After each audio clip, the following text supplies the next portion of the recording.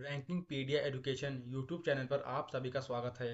Students, यह video भारतीय अर्थव्यवस्था सीरीज के टॉपिक नीतिगत आयाम का लेक्चर नंबर 3 है। और इस वीडियो में हम नीतिगत आयाम के पार्ट 3 के पहले टॉपिक से जुड़े कुछ इंपॉर्टेंट कॉम्पिटिटिव एग्जाम्स में पूछे गए क्वेश्चंस डिस्कस करेंगे, जिसका नाम है मुद्रा एवं बैंकिंग या वित्तीय समावेशन की योजनाएं। तो स्टूडेंट्स, अगर आपने अभी तक हमारा YouTube channel ranking pedia education subscribe नहीं किया है तो उसे ज़रूर सब्सक्राइब कर लें और हमारे एप्लीकेशन रैंकिंग पीडिया एजुकेशन को तुरंत इंस्टॉल कर लें, जहां पर आपको अपकमिंग और प्रीवियस क्लास के notes YT class note section पर एप्लीकेशन में देखने को मिल जाएंगे, जहां से आप उसे फ्री में एक्सेस कर सकते हैं। तो अगर आप किसी भी एग्ज़ाम की प्रिपरेशन कर रहे हैं, चाहे वो आपका एसएससी का एग्ज़ाम हो, यूपीएससी का एग्ज़ाम हो या फिर स्टेट पीएससी का एग्ज़ाम हो, या फिर अगर आप डिफेंस एग्ज़ाम की प्रिपरेशन कर रहे हैं, या फिर अगर आप टीचिंग के एग्ज़ाम की प्रिपरेशन कर रहे हैं, या फिर अगर आप रेलवे एग्ज़ाम की प्रिपरेशन कर रहे हैं, या फिर अगर आप बैंकिंग एग्ज़ाम की प्रिपरेशन कर रहे हैं, तो फिर आप ये वन टेस्ट महा पैकेज परचेज कर सकते हैं सिर्फ 499 रुपीज़ की कॉस्ट पे। तो इसमें ऐसा क्या है इस फीचर में? ये एक तरह से आपका सब्सक्रिप्शन पैकेज है, एक तरह से आप कह लो तो टेस्ट पास आपका एक तरह से सब्सक्रिप्शन पैकेज है, जिसे आप अगर 499 रुपीज़ की प्राइस पे परचेज करते हैं तो यहाँ पे आपको जैसे ही आप ये परचेज करेंगे तो आपको यहाँ पे 3000 प्लस मॉक टेस्ट आपको यहाँ पे मिल जाएंगे। ये 3000 प्लस आपके जो मॉक टेस्ट हैं ये लगभग इंडिया के जितने भी आपके एग्जाम होते हैं, चाहे वो एसएससी की किसी भी आपकी पोस्ट आप ले लो, या फिर डिफेंस का आप कोई भी एग्जाम ले लो, या फिर टीचिंग के कोई भी एग्जाम ले लो, तो इन सभी के आपके यहाँ पे मॉक टेस्ट देखने को मिल जाएंगे सिर्फ 499 रुपीज़ की कॉस्ट पे। तो ये एक तरह से क्या है, सब्सक्रिप्शन पैकेज है आपका। अगर आप ये परचेज करते हैं तो आप ऑल ओवर इंडिया जितने भी आपके एग्जाम होते हैं उसके आप मॉक टेस्ट प्रैक्टिस कर सकते हैं 1 ईयर की वैलिडिटी पे। ठीक है, तो इस टेस्ट पास फीचर की आपकी वैलिडिटी रहने वाली है 1 ईयर। इससे आपको कैसे परचेज करना है? तो इसे आप सिंपली आप हमारी वेबसाइट rankingpediaeducation.com पे विजिट कर सकते हैं। वहाँ पे आप बॉटम में देखेंगे तो टेस्ट पास आपको मिल जाएगा, वहाँ से जाके आप इसे परचेज कर सकते हैं सिर्फ 499 रुपीज़ की प्राइस। तो चलिए पहला क्वेश्चन देखते हैं। भारत सरकार द्वारा क्षेत्रीय ग्रामीण बैंक अधिनियम पारित किया गया था।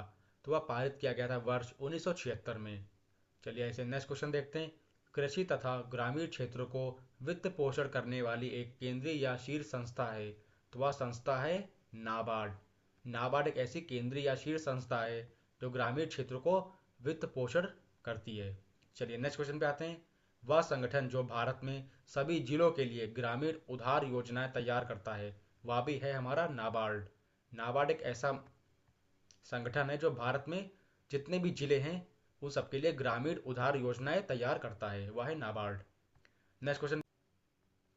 वह अधिनियम जिसने बैंकों के राष्ट्रीयकरण के लिए शर्तें निर्धारित की हैं, तो वह है बैंकिंग कंपनियां, उपकरणों का अधिग्रहण और हस्तांतरण।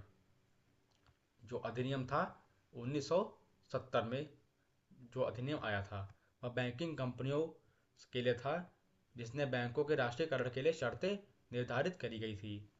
नेक्स्ट क्वेश्चन पे आते हैं। एक वाणिज्यिक बैंक नहीं है, तो कौन सी ऐसी बैंक है जो वाणिज्यिक की नहीं है? तो वह है सिडबी। सिडबी एक ऐसी बैंक है जो वाणिज्यिक की नहीं है। काफ़ी इंपॉर्टेंट क्वेश्चन एग्जाम में पूछा गया है ज़्यादातर, कि कौन सी ऐसी बैंक है जो वाणिज्यिक की नहीं है? तो वह है सिडबी। नेक्स्ट क्वेश्चन पे आते हैं। वह संस्था जो भारत में मौद्रिक नीति बनाती है, वह है RBI. Reserve bank of India जो भारत की है बैंक, जो रिजर्व बैंक है, वह संस्था एक ऐसी है जो भारत में मौद्रिक नीति को लाती है और उसे बनाती है। नेक्स्ट क्वेश्चन पे आते हैं। 100 रुपए का नोट हस्ताक्षरित होता है, तो वह हस्ताक्षरित होता है आरबीआई गवर्नर द्वारा। वह आरबीआई के गवर्नर द्वारा हस्ताक्षरित होता है, उसमें उनके सिग्नेचर होते हैं आरबीआई गवर्नर के 100 रुपए के नोट पे। चलिए नेक्स्ट क्वेश्चन पे आती है। यदि आरबीआई नकद कोषानुपात को घटा दे तो साख सृजन पर कितना असर पड़ेगा?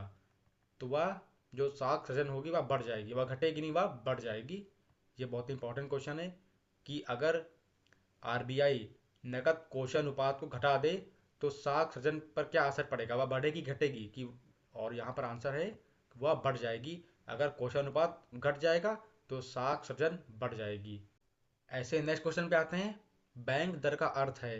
तो बैंक दर का अर्थ है देश के केंद्रीय बैंक द्वारा ली जाने वाली आधिकारिक ब्याज दर।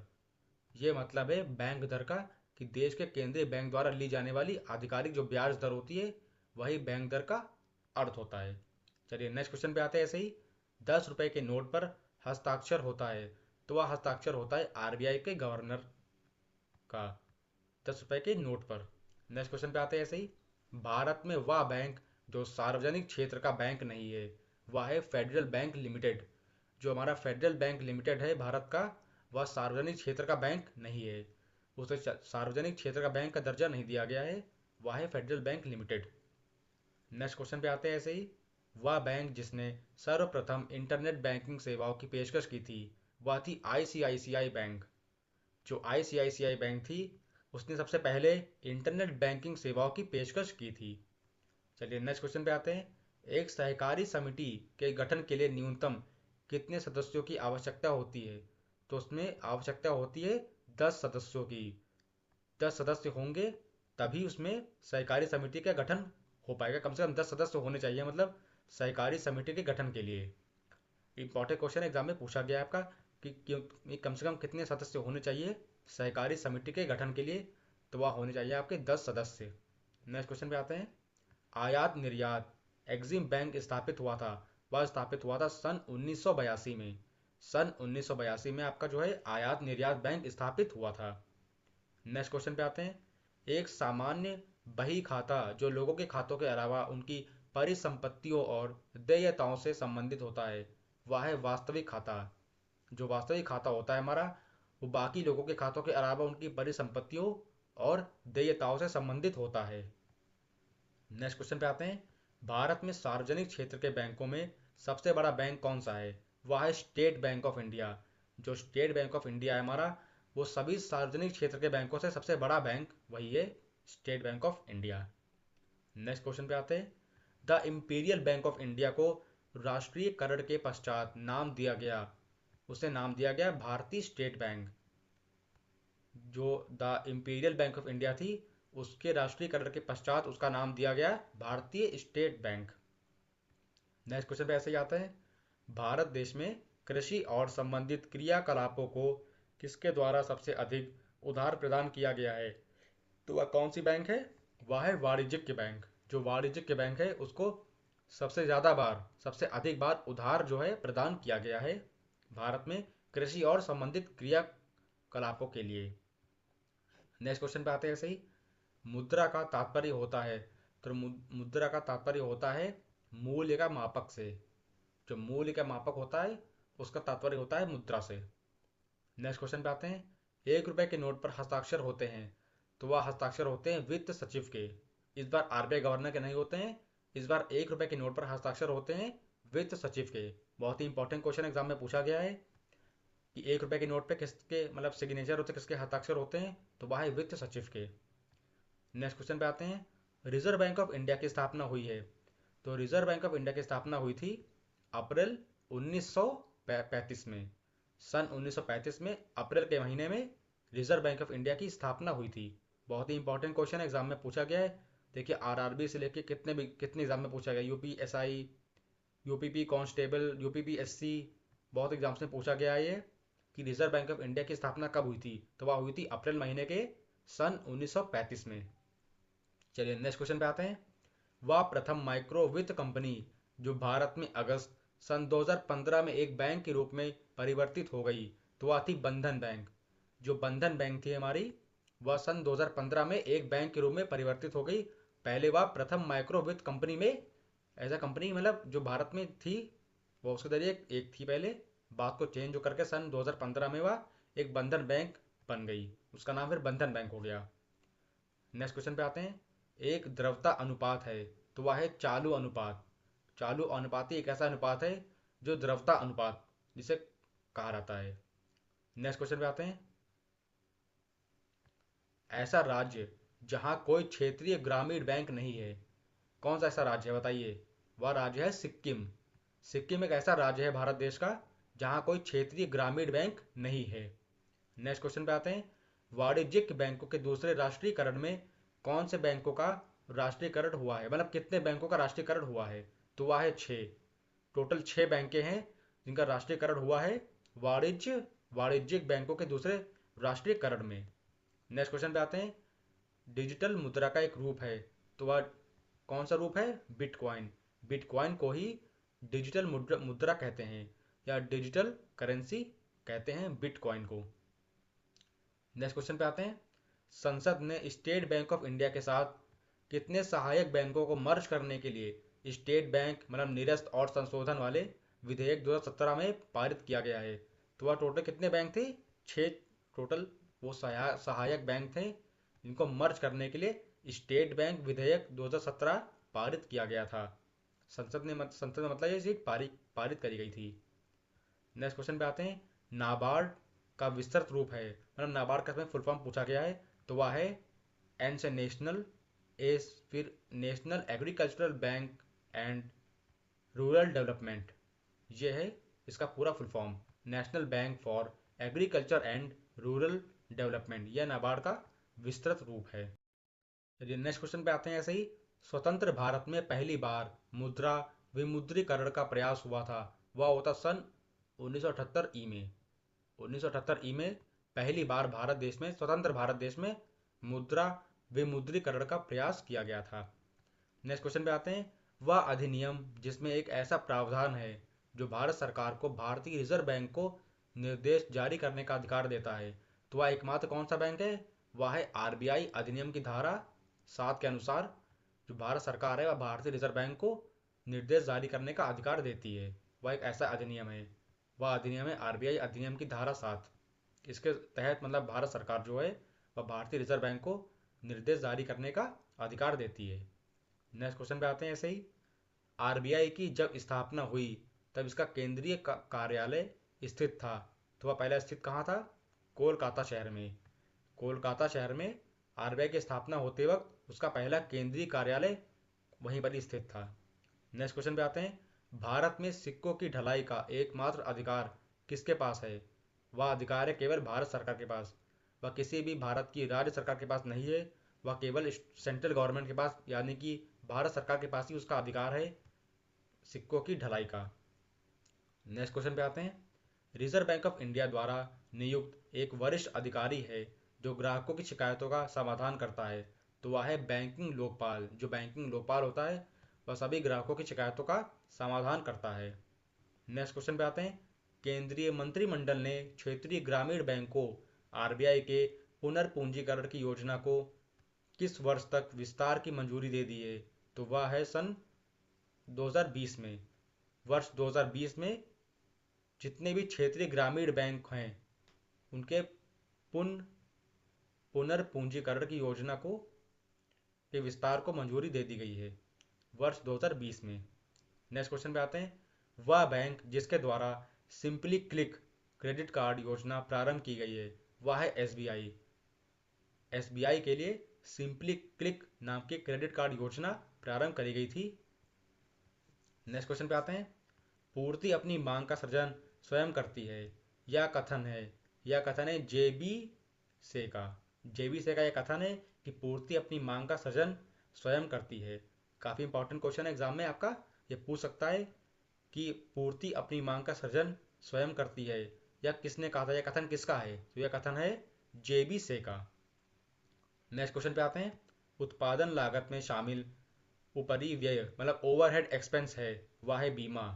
जो बीमा है आपका वह उत्पादन लागत में शामिल एक ओवरहेड एक्सपेंस या फिर ऊपरी व्यय है, उसे ऊपरी व्यय का मतलब दर्जा दिया गया है, उत्पादन लागत में शामिल किया गया ऐसा बीमा, मतलब उसको नाम दिया गया बीमा। नेक्स्ट क्वेश्चन पे आते हैं। सार्वजनिक क्षेत्र की एक इकाई नहीं है, वह है आईसीआईसीआई। जो आईसीआईसीआई है वह सार्वजनिक क्षेत्र की एक इकाई नहीं है। नेक्स्ट क्वेश्चन पे आते हैं। ऐसे ही भारत में माइक्रो फाइनेंस वित्तीय सेवा का वह रूप है जो गरीब और निम्न आय वाले परिवारों को डैश के लिए छोटे ऋण और अन्य वित्तीय सेवाएं प्रदान करता है, तो वह है लघु अवधि। वह कौन है? वह है लघु अवधि। नेक्स्ट क्वेश्चन पे आते हैं। भारतीय लघु उद्योग विकास बैंक एसआईडीबीआई और इक्विफैक्स द्वारा प्रकाशित एक समाचार पत्र है, वह कौन सा समाचार पत्र है? Micro finance pulse. जो माइक्रो फाइनेंस पल्स है वह भारतीय लघु उद्योग विकास बैंक और इक्विफैक्स द्वारा प्रकाशित एक समाचार पत्र है और उसका नाम है माइक्रो फाइनेंस पल्स। काफ़ी इंपॉर्टेंट क्वेश्चन है, एग्जाम में आपका पूछ सकता है। नेक्स्ट क्वेश्चन पे आते हैं। ऐसे ही वर्ष 2016 में विमुद्रीकरण के बाद छापी गई महात्मा गांधी श्रृंखला की नई नोटों में से कितने मूल्यवर्ग के नोट पर भारत के पहले अंतर्ग्रही अंतरिक्ष मिशन का प्रतिनिधित्व करने वाले मंगलयान की तस्वीर प्रदर्शित है? तो वह है 2000 रुपये में।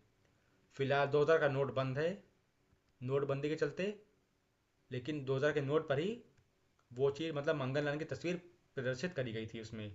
मंगलयान जो मिशन हुआ था, मतलब इसरो ने जो लॉन्च किया था, वो 2000 के नोट पर उसको मतलब उसकी फ़ोटो थी, मतलब 2000 के नोट पर। लेकिन अब 2000 के नोट बंद कर दिए गए हैं नोटबंदी के बाद। चलिए नेक्स्ट क्वेश्चन पे आते हैं। सही, वह योजना जिसका लक्ष्य प्रत्येक परिवार को कम से कम एक बुनियादी बैंकिंग खाते के साथ बैंकिंग सुविधाओं तक सार्वभौमिक पहुंच, वित्तीय साक्षरता, ऋण तक पहुंच, बीमा और पेंशन सुविधा प्रदान करके देश के सभी परिवारों का व्यापक वित्तीय समावेशन सुनिश्चित करना है, वह है प्रधानमंत्री जन धन योजना। वह केवल हो सकती है प्रधानमंत्री जन धन योजना के तहत। नेक्स्ट क्वेश्चन पे आते हैं। 2010 में एपी माइक्रो फाइनेंस संकट के मद्देनजर आरबीआई ने एमएफआई क्षेत्र में मुद्दों और समस्याओं का अध्ययन करने के लिए किसकी अध्यक्षता में एक समिति का गठन किया गया था? तो वह किसकी अध्यक्षता थी? वह थी वाई एच मालेगाम। उस वक्त प्रेसिडेंट थे वाई एच मालेगाम। उनकी अध्यक्षता में एक समिति का गठन किया गया था। चलिए नेक्स्ट क्वेश्चन पे आते हैं। भारतीय रिजर्व बैंक के अनुसार भारत में स्थित एक विदेशी बैंक है। उस विदेशी बैंक का नाम है सोनाली बैंक लिमिटेड। जो सोनाली बैंक लिमिटेड है वह भारतीय रिजर्व बैंक के अनुसार एक विदेशी बैंक है। वह भारत देश के एक विदेशी बैंक है। काफ़ी इंपॉर्टेंट क्वेश्चन एग्जाम में आपका पूछ सकता है कि भारतीय रिजर्व बैंक मतलब रिजर्व बैंक ऑफ इंडिया के अनुसार अपने भारत देश में कौन सी बैंक ऐसी विदेशी बैंक है? तो वह बैंक है Sonali bank limited. Next question पे आते हैं। कोलकाता शहर में स्थित सूक्ष्म ऋणदाता बंधन फाइनेंशियल सर्विसेज को सार्वभौमिक बैंक शुरू करने के लिए आरबीआई द्वारा सैद्धांतिक मंजूरी प्रदान की गई थी। वह थी वर्ष 2014 में।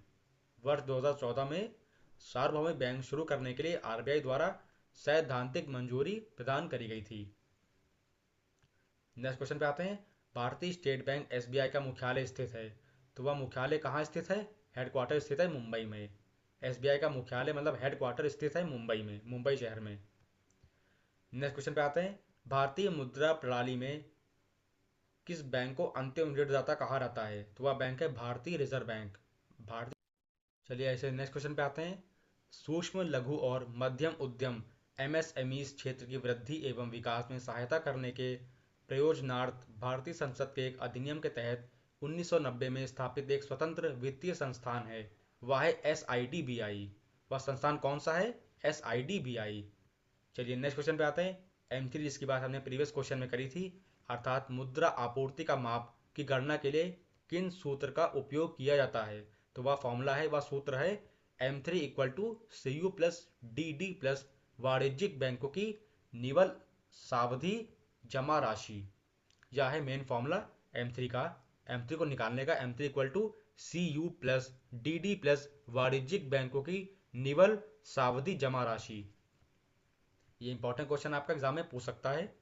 चलिए नेक्स्ट क्वेश्चन पे आते हैं। भारतीय रिजर्व बैंक ने गैर बैंकिंग वित्तीय कंपनी सूक्ष्म वित्त संस्थानों के लिए एक व्यापक नियामक ढांचा जारी किया गया था। वह था वर्ष 2011 में। तो गैर बैंकिंग वित्तीय कंपनी सूक्ष्म वित्त संस्थानों के लिए एक व्यापक नियामक ढांचा जारी किया गया था सन 2011 में। चलिए नेक्स्ट क्वेश्चन पे आते हैं। सेंट्रल बैंक ऑफ जिम्बाब्वे विकास को बढ़ावा देने के लिए अर्थव्यवस्था में ब्याज दरों को कम कर रहा है। बैंक अपनी मौद्रिक नीति के रूप में क्या हो रहा है? तो वह शांतिवादी हो रहा है। मौद्रिक नीति के रूप में बैंक जो है शांतिवादी हो रहा है। चलिए नेक्स्ट क्वेश्चन पे आते हैं। पंजाब नेशनल बैंक में oriental bank of commerce OBC जिसे कहते हैं और यूनाइटेड बैंक ऑफ इंडिया का विलय कर दिया गया था। तो वह किया गया था कौन से वर्ष में? वर्ष 2020 में। वर्ष 2020 में ओरिएंटल बैंक ऑफ कॉमर्स मतलब ओबीसी और यूनाइटेड बैंक ऑफ इंडिया का विलय कर दिया गया था। बहुत ही इंपॉर्टेंट क्वेश्चन है, एग्जाम में पूछ सकता है कि ओबीसी और यूनाइटेड बैंक ऑफ इंडिया का विलय कब किया गया था पंजाब नेशनल बैंक में? वह था सन 2020 में। नेक्स्ट क्वेश्चन पे आते हैं। ऐसे ही भारत देश में आरक्षित नकदी निधि अनुपात CRR का निर्धारण किया जाता है, वह है RBI द्वारा। उसे RBI करती है। चलिए नेक्स्ट क्वेश्चन पे आते हैं। किसी व्यक्ति के पिछले क्रेडिट इतिहास के आकलन के लिए प्रयुक्त शब्द इसे आमतौर पर 300 और 900 के बीच की संख्या में दर्शाया जाता है, वह शब्द है साख रेटिंग। उसे साख रेटिंग शब्द का नाम दिया गया है, जिसे आमतौर पर 300 और 900 के बीच की संख्या में दर्शाया जाता है। उसे कहते हैं साख रेटिंग। चलिए नेक्स्ट क्वेश्चन पे आते हैं। भारतीय रिजर्व बैंक का राष्ट्रीयकरण 1 जनवरी कौन से वर्ष से प्रभावी हुआ था?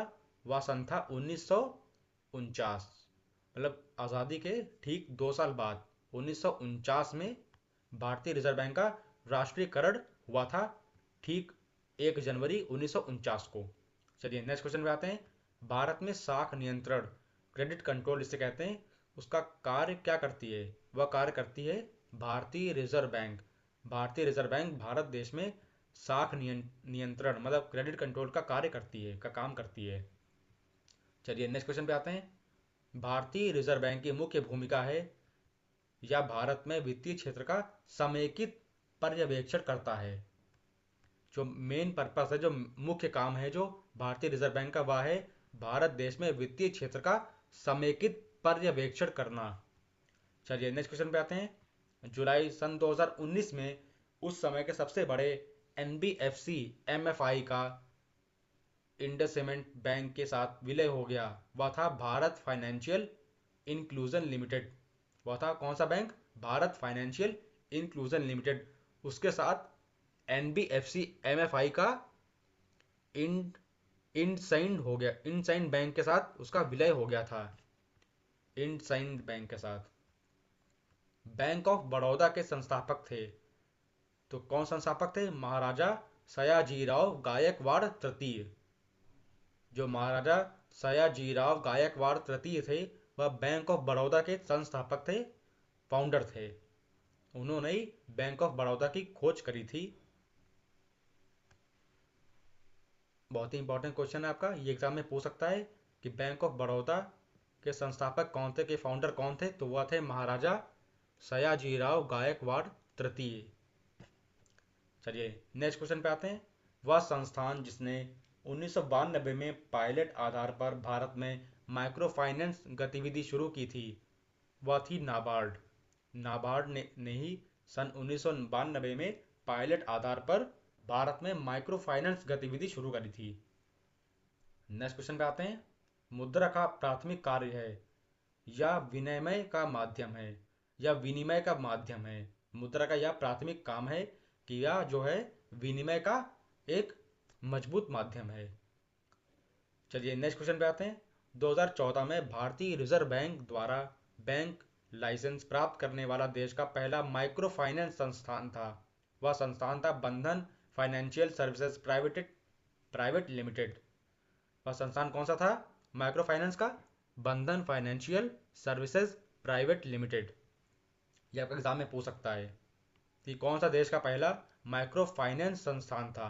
तो वह था बंधन फाइनेंशियल सर्विसेज प्राइवेट लिमिटेड। चलिए ऐसे ही नेक्स्ट क्वेश्चन पे आते हैं। NBFC का पूर्ण रूप है, उसका पूर्ण रूप है non banking financial company. NBFC का पूर्ण रूप है नॉन बैंकिंग फाइनेंशियल कंपनी।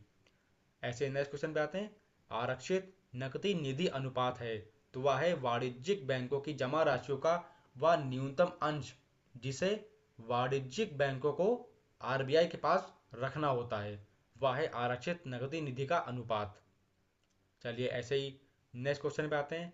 मुद्रा का पूर्ण रूप है, तो मुद्रा का पूर्ण रूप है micro units development and refinance agency.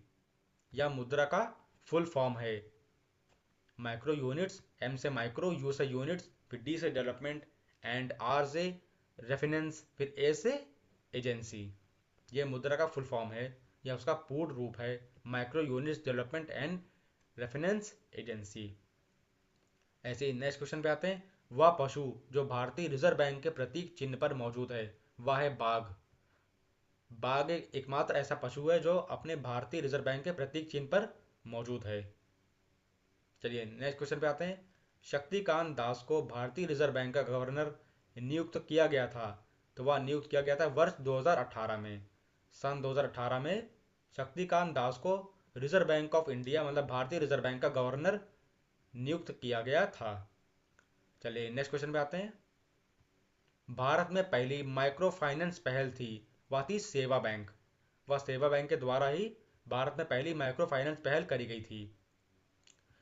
Next question पे आते हैं। भारत का वह माइक्रो फाइनेंस संस्थान जो केवल स्वर्ण आभूषणों पर ऋण प्रदान करता है और विदेशी मुद्रा विनिमय सेवाएं, धन अंतरण सेवाएं, धन प्रबंधन सेवाएं, यात्रा एवं पर्यटन प्रदान करता है, वह है मुथूट फाइनेंस लिमिटेड। वह है मुथूट फाइनेंस लिमिटेड। वह एकमात्र ऐसा बैंक है जो माइक्रो फाइनेंस संस्थान भी है जिसे कहते हैं, और वह केवल स्वर्ण आभूषणों पर ऋण प्रदान करता है, विदेशी मुद्रा पर विनिमय सेवाएं देता है, धन अंतरण सेवाएं देता है, धन प्रबंधन सेवाएं देता है, यात्रा के लिए भी सेवाएं देता है एवं पर्यटन प्रदान भी करता है। एकमात्र ऐसा बैंक है जिसका नाम है मुथूट फाइनेंस लिमिटेड। चलिए नेक्स्ट क्वेश्चन पे आते हैं। ऐसे ही 1969 में चौथी पंचवर्षीय योजना के दौरान इंदिरा गांधी द्वारा कितने निजी बैंकों का राष्ट्रीयकरण किया गया था? तो वह टोटल 14 निजी बैंकें थीं जिनका राष्ट्रीयकरण इंदिरा गांधी की सरकार में किया गया था 1969 में। चलिए नेक्स्ट क्वेश्चन पे आते हैं। ऐसे ही एमएफआई के लिए विकास निधि का प्रबंधन किया जाता है, वह है भारतीय रिजर्व बैंक द्वारा। मतलब भारतीय रिजर्व बैंक द्वारा मतलब रिजर्व बैंक ऑफ इंडिया द्वारा एमएफआई के लिए विकास निधि का प्रबंधन किया जाता है। चलिए ऐसे ही नेक्स्ट क्वेश्चन पे आते हैं। भारत में एकमात्र नोट जारी करने वाला प्राधिकरण है, वह है भारतीय रिजर्व बैंक। भारतीय रिजर्व बैंक ही एकमात्र ऐसा बैंक है जो नोट जारी करने का प्राधिकरण है। नेक्स्ट क्वेश्चन पे आते हैं। लघु वित्त मतलब माइक्रो फाइनेंस क्षेत्र में सुधार के लिए भारत में पहली बार SHG bank linkage programme SHD-BLP शुरू किया गया था। वह था सन 1992 से 93 में। चलिए नेक्स्ट क्वेश्चन पे आते हैं। मुद्रास्फीति से निपटने के लिए आरबीआई द्वारा कितने उपाय अपनाए जाने की संभावना है? तो पहला उपाय था सीआरआर में वृद्धि और दूसरा उपाय था रेपो दर में वृद्धि। मतलब सीआरआर में वृद्धि और रेपो दर में वृद्धि। काफ़ी इंपॉर्टेंट क्वेश्चन है आपका। ये दो उपाय करे गए थे आरबीआई बैंक द्वारा, रिजर्व बैंक ऑफ इंडिया द्वारा। सीआरआर में वृद्धि और रेपो दर में वृद्धि अपनाए गए थे मुद्रास्फीति से निपटने के लिए। चलिए नेक्स्ट क्वेश्चन पे आते हैं। देश के मौद्रिक प्राधिकरण भारतीय रिजर्व बैंक की कुल देयता को कहा जाता है, उसे कहते हैं बेस मनी। उसे बेस मनी का नाम दिया गया है। चलिए नेक्स्ट क्वेश्चन पे आते हैं। केंद्रीय बैंक द्वारा पुनर्खरीद की तारीख और मूल्य के स्पष्ट विनिर्देश के बाद बेची गई प्रतिभूतियों को कहा जाता है, उसे कहते हैं पूर्ण खुला बाजार संचालन। उसे क्या कहते हैं? उसे कहते हैं पूर्ण खुला बाजार संचालन। चलिए ऐसे नेक्स्ट क्वेश्चन पे आते हैं। वह वित्तीय संस्थान जिसका मुख्य उद्देश्य भारत की ग्रामीण अवसंरचना के लिए संपोषणीय सिंचाई प्रक्रियाएं मतलब सस्टेनेबल इरिगेशन प्रैक्टिसेस प्रदान करने हेतु निधि उपलब्ध कराना है, वह है एकमात्र नाबार्ड। चलिए नेक्स्ट क्वेश्चन पे आते हैं। बाह्य आघातों के विरुद्ध मुद्रा आपूर्ति को स्थिर रखने के लिए मुद्रा बाजार में किसी देश के मौद्रिक प्राधिकरण द्वारा हस्तक्षेप कहा जाता है, उसे कहते हैं अवरुद्धता। अवरुद्धता को कहते हैं मुद्रा बाजार में किसी देश के मौद्रिक प्राधिकरण द्वारा हस्तक्षेप करने को अवरुद्धता कहते हैं। चलिए ऐसे ही नेक्स्ट क्वेश्चन पे आते हैं। बिटकॉइन को वैध मुद्रा के रूप में स्वीकार करने वाला दुनिया का पहला देश बन गया है, वह देश है अल सल्वाडोर। जो अल सल्वाडोर है वह दुनिया का एकमात्र देश है जिसने बिटकॉइन को वैध मुद्रा के रूप में स्वीकार किया है। उसे बैन किया है मतलब वैध मुद्रा मतलब उसको स्वीकार मतलब बैन नहीं किया, मतलब उसको अवैध की जगह उसको वैध मुद्रा का नाम दिया गया है। बिटकॉइन को मतलब उसको अप्लाई कर दिया गया है पूरे देश में। वह देश है अल सल्वाडोर। ये इंपॉर्टेंट क्वेश्चन आपका एग्जाम में पूछ सकता है कि कौन सा ऐसा पहला देश है दुनिया में जिसने बिटकॉइन को वैध मुद्रा के रूप में स्वीकार किया है, तो वह है अल सल्वाडोर। चलिए नेक्स्ट क्वेश्चन पे आते हैं। भारतीय रिजर्व बैंक के केंद्रीय बोर्ड में किसी भी समय पूर्णकालिक उप गवर्नरों डिप्यूटी गवर्नर्स की अधिकतम संख्या हो सकती है, तो वह हो सकती है 4। ज़्यादा से ज़्यादा 4 हो सकते हैं डिप्यूटी गवर्नर्स भारतीय रिजर्व बैंक के केंद्रीय बोर्ड में। उससे ज़्यादा नहीं हो सकते। चार तो मैक्सिमम है, चार से ज़्यादा नहीं हो सकते। तो कम, तो मतलब चार टोटल होने चाहिए डिप्यूटी गवर्नर्स। चलिए नेक्स्ट क्वेश्चन पे आते हैं। उच्च शक्ति मुद्रा, जिसे इंग्लिश में हाई पावर्ड मनी कहते हैं, को समुचित रूप से परिभाषित करता है। तो इसे परिभाषित करता है केंद्रीय बैंक द्वारा जारी मुद्रा, से जनता या वाणिज्यिक बैंकों द्वारा धारा धारित किया जा सकता है। हाई पावर्ड मनी, उसको मतलब उसे परिभाषित करते हैं इस रूप में कि केंद्रीय बैंक द्वारा जारी मुद्रा, जिसे जनता या वाणिज्यिक बैंकों द्वारा धारित किया जा सकता है। चलिए नेक्स्ट क्वेश्चन पे आते हैं। कौन सी बैंकिंग प्रणाली में धन का विस्तार या संकुचन करने और ब्याज दरों को प्रभावित करने के लिए केंद्रीय बैंक द्वारा की जाने वाली सरकारी प्रतिभूतियों की खरीद या बिक्री को संदर्भित करता है? तो वह है खुला बाजार परिचालन। खुला बाजार परिचालन आपका एकमात्र ऐसा बैंकिंग प्रणाली में है जिसमें धन का विस्तार या संकुचन करने और ब्याज दरों को प्रभावित करने के लिए केंद्रीय बैंक के माध्यम से उन सरकारी प्रतिभूतियों की खरीद या बिक्री को संदर्भित किया जाता है। तो वह है खुला बाजार परिचालन। चलिए नेक्स्ट क्वेश्चन पे आते हैं।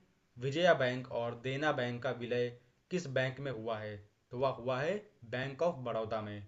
यह आपका एग्जाम में क्वेश्चन पूछ सकता है कि किस बैंक में विजया बैंक और देना बैंक का विलय हुआ है, मतलब आकर के मर्ज हुए हैं दोनों। तो वह है बैंक ऑफ बड़ौदा। चलिए ऐसे ही नेक्स्ट क्वेश्चन पे आते हैं। किस बैंक का कार्य हर समय बैंकों को उधार देने के लिए तैयार रहना है और इसलिए इसे अंतिम ऋणदाता या लेंडर ऑफ लास्ट रिसॉर्ट कहा जाता है? तो वह एकमात्र बैंक है भारतीय रिजर्व बैंक, मतलब रिजर्व बैंक ऑफ इंडिया एकमात्र ऐसा बैंक है जिसका कार्य हर समय बैंकों को उधार देने के लिए वह तैयार रहता है। उसे बैंक मतलब सारे बैंकों को उधार देना होता है और इसलिए इसे अंतिम ऋणदाता या लास्ट रिसॉर्ट लेंडर के नाम से भी जानते हैं। उस बैंक का नाम है रिजर्व बैंक ऑफ इंडिया, भारतीय रिजर्व बैंक। नेक्स्ट क्वेश्चन पे आते हैं। नाबार्ड का सही पूर्ण रूप है, वह रूप है national bank for agriculture and rural development. मतलब नाबार्ड का ये फुल फॉर्म है national bank for agriculture and rural development. मतलब इस नेशनल बैंक का मेन पर्पस एग्रीकल्चर से रिलेटेड और रूरल डेवलपमेंट से रिलेटेड था। चलिए नेक्स्ट क्वेश्चन पे आते हैं। राष्ट्रीय कृषि एवं ग्रामीण विकास बैंक नाबार्ड की स्थापना की गई थी? तो उसकी स्थापना की गई थी वर्ष 1982 में। ये आपका एग्जाम में पूछ सकता है कि नाबार्ड की स्थापना कौन से वर्ष में की गई थी? तो वह वर्ष था 1982 का। चलिए नेक्स्ट क्वेश्चन पे आते हैं। SIDBI का सही पूर्ण रूप है? तो SIDBI का सही पूर्ण रूप है small industries development bank of India. या SIDBI का फुल फॉर्म है S से स्मॉल, I से इंडस्ट्रीज, D से डेवलपमेंट, B से बैंक और फिर I से इंडिया। तो small industries development bank of India SIDBI का फुल फॉर्म है या सही पूर्ण रूप है। चलिए नेक्स्ट क्वेश्चन पे आते हैं। वह समिति जिसका गठन बैंकिंग क्षेत्र में सुधार हेतु किया गया था, तो वह था नरसिम्हन समिति। वह नरसिम्हन समिति थी जिसका गठन बैंकिंग क्षेत्र में सुधार के लिए किया गया था। चलिए नेक्स्ट क्वेश्चन पे आते हैं। बैंकिंग क्षेत्र में EDD का पूर्ण रूप है? तो वह है enhanced due diligence. Enhanced due diligence EDD का पूर्ण रूप है। नेक्स्ट क्वेश्चन पे आते हैं। वित्तीय समावेशन मतलब फाइनेंशियल इंक्लूजन का विवरण हो सकता है? तो उसका विवरण होता है निर्धनों को सस्ते मूल्य पर वित्तीय सेवाओं का वितरण। चलिए नेक्स्ट क्वेश्चन पे आते हैं। एक संपत्ति जो एक उधारकर्ता के पास होती है और एक ऋणदाता को गारंटी के रूप में उपयोग करती है जब तक कि ऋण चुकाया नहीं जाता है, वह क्या कहलाता है? उसे कहलाते हैं संपार्श्विक। उसे संपार्श्विक नाम दिया गया है। यह आपका एग्जाम में पूछ सकता है। चलिए नेक्स्ट क्वेश्चन पे आते हैं। अधिकांश रोबोटिक्स बैंकिंग का प्रयोग बढ़ रहा है, तो भविष्य के वित्तीय लेन देन किस प्रौद्योगिकी पर आधारित होंगे? वह होंगे वायरलेस। आप टेक्नोलॉजी जैसे कि डे बाय डे और एडवांस होती जा रही है, तो चीज़ें वायर से नहीं मतलब वायरलेस चीज़ें हो जाएंगी। अब उन्हीं से रिलेटेड सारी डिवाइसेस बनाई जाएंगी जो वायरलेस होंगी। तो इसीलिए ज़्यादातर रोबोटिक्स बैंकिंग के प्रयोग जैसे तो बढ़ता चला जा रहा है। जैसे तो रोबोटिक्स बैंक आ रही है मार्केट में, वैसे वैसे भविष्य में या फ्यूचर में वायरलेस प्रौद्योगिकी मतलब वायरलेस टेक्नोलॉजी का की डिमांड बढ़ेगी और सारी चीज़ें उसी पर मतलब बेस्ड रहेंगी। वायरलेस टेक्नोलॉजी पर। चलिए नेक्स्ट क्वेश्चन पे आते हैं। भारतीय मुद्रा के नोट मुद्रित किए जाते हैं, वह मुद्रित किए जाते हैं नासिक शहर में। नासिक शहर में भारतीय मुद्रा के नोट मुद्रित किए जाते हैं। ये आपका एग्जाम में पूछ सकता है कि कौन से शहर में भारतीय मुद्रा के नोट मुद्रित किए जाते हैं। वह है नासिक। नासिक शहर में जो है नोट मुद्रित किए जाते हैं भारतीय मुद्रा के। चलिए नेक्स्ट क्वेश्चन पे आते हैं। रुपए के लिए चिन्ह आर, मतलब रुपया का जो आर वाला वो सिंबल होता है, उसको डिजाइन करने के लिए आयोजित प्रतिस्पर्धा के विजेता थे। वह थे डी उदय कुमार। वह थे डी उदय कुमार। डी उदय कुमार ने ही ये रुपए का जो सिंबल है आर, आर से करके, उसी को डिजाइन किया था उदय कुमार ने। ये आपके एग्जाम में पूछ सकता है। चलिए नेक्स्ट क्वेश्चन पे आते हैं। भारतीय रुपए का नया मुद्रा प्रतीक आधिकारिक तौर पर अपनाया गया था, वह अपनाया गया था वर्ष 2010 में। जो भारतीय रुपए का नया मुद्रा प्रतीक था, ये जो आर डिजाइन वाला लोगो वाला, इसको अपनाया गया था वर्ष 2010 में। ये आपका एग्जाम में पूछ सकता है। चलिए नेक्स्ट क्वेश्चन पे आते हैं। भारतीय मुद्रा नोटों के छपाई के लिए उपयोग की जाने वाली सामग्री है, वह है कपास एवं कपास के लत्ते। कपास और कपास के लत्तों के उपयोग से ही भारतीय मुद्रा के नोटों की छपाई करते हैं। मतलब कपास का ही इस्तेमाल होता है उसमें, और कपास के लत्ते का। चलिए नेक्स्ट क्वेश्चन पे आते हैं। 1 रुपए के नोट पर हस्ताक्षर होते हैं, वह होते हैं केंद्रीय वित्त सचिव के। केंद्रीय वित्त सचिव के 1 रुपए के नोट पर सिग्नेचर या हस्ताक्षर होते हैं। नेक्स्ट क्वेश्चन पे आते हैं। पूर्व प्रधानमंत्रियों में से किसके नाम भारतीय करेंसी नोटों पर देखा जा सकता है। वह थे एकमात्र डॉक्टर मनमोहन सिंह। डॉक्टर मनमोहन सिंह इकलौते ऐसे प्रधानमंत्री थे जिनके नाम पर भारतीय करेंसी नोटों का, नोटों मतलब उस पर देखा जा सकता है। चलिए नेक्स्ट क्वेश्चन पे आते हैं। भारतीय करेंसी नोटों के पिछले भाग पर कितनी भाषाएं मुद्रित होती हैं। वह टोटल हैं भारत की 15 भाषाएं। कितनी भाषाएं हैं? 15 भाषाएं जो भारतीय करेंसी नोटों के पिछले भाग पर मुद्रित हैं। नेक्स्ट क्वेश्चन पे आते हैं। भारतीय रिजर्व बैंक ने किसके, मतलब किस सन में के आधार पर अवधि मानते हुए भुगतानों के डिजिटलीकरण के स्तर को रिकॉर्ड करने के लिए एक समग्र डिजिटल भुगतान सूचकांक डीपीआई निर्मित किया है। वह था मार्च महीने के सन 2018 में। उस दिन आधार अवधि मानते हुए भुगतानों के डिजिटलीकरण के स्तर को रिकॉर्ड करने के लिए एक समग्र डिजिटल भुगतान सूचकांक मतलब डीपीआई निर्मित किया था भारतीय रिजर्व बैंक ने मार्च महीने में सन 2018 में। चलिए नेक्स्ट क्वेश्चन पे आते हैं। भारत सरकार ने इंद्रधनुष फ्रेमवर्क कार्यक्रम की शुरुआत की थी, तो वह की थी शुरुआत सार्वजनिक क्षेत्र के बैंकों का पुनरुद्धार करने के लिए। जो इंद्रधनुष नाम का जो फ्रेमवर्क कार्यक्रम जो भारत सरकार ने मतलब लॉन्च किया था, वह सार्वजनिक क्षेत्र के बैंकों की पुनरुद्धार करने के लिए किया गया था। नेक्स्ट क्वेश्चन पे आते हैं। ऐसे ही आईडीबीआई बैंक, भारतीय औद्योगिक विकास बैंक की स्थापना हुई थी, वह हुई थी सन 1964 में। यह आपका एग्जाम में पूछ सकता है कि आईडीबीआई बैंक की स्थापना कब हुई थी। वह हुई थी सन 1964 में। नेक्स्ट क्वेश्चन पे आते हैं।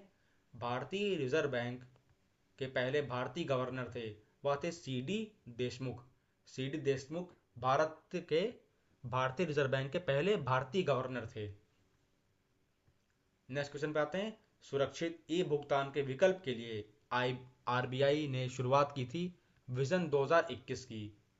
विजन 2021 की शुरुआत की थी आरबीआई ने सुरक्षित ई भुगतान के विकल्प के तौर पर।